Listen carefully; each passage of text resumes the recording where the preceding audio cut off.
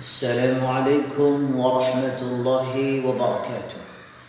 محترم ناظرین و سامعین، آپ تمام احباب کا ضیا ٹی وی چینل میں استقبال ہے۔ تو ناظرین، آج کا ہمارا درس ہے، آج کا ہمارا لیسن ہے عرفہ کے روزے کی فضیلت۔ حضرت ابو قتادہ رضی اللہ تعالی عنہ سے روایت ہے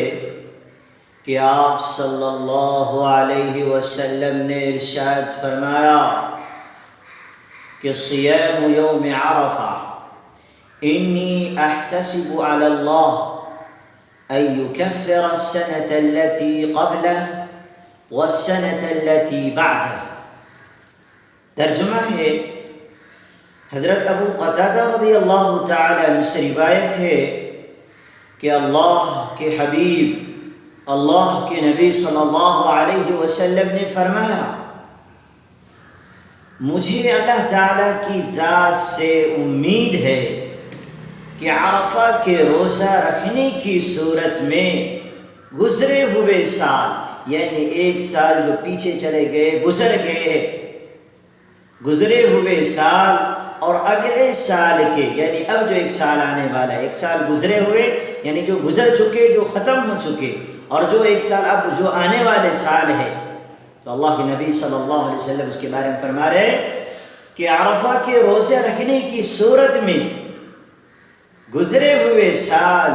اور اگلے سال کے گناہ بخش دے گا۔ یہ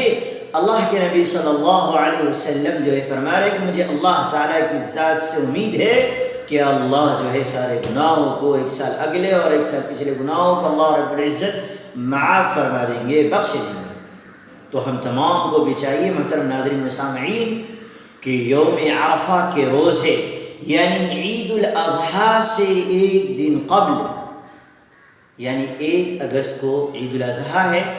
تو ہمیں 31 جولائی کو جمعہ کے دن وہ روزے رکھنے ہیں۔ اللہ رب العزت سے دعا ہے کہ اللہ تبارک تعالی ہم تمام کو بھی جو ہے ان حدیث کے اوپر عمل کرنے کی توفیق عطا فرمائے اور یوم عرفہ کے روزہ رکھنے کی توفیق عطا فرمائے۔ والسلام علیکم ورحمۃ اللہ وبرکاتہ۔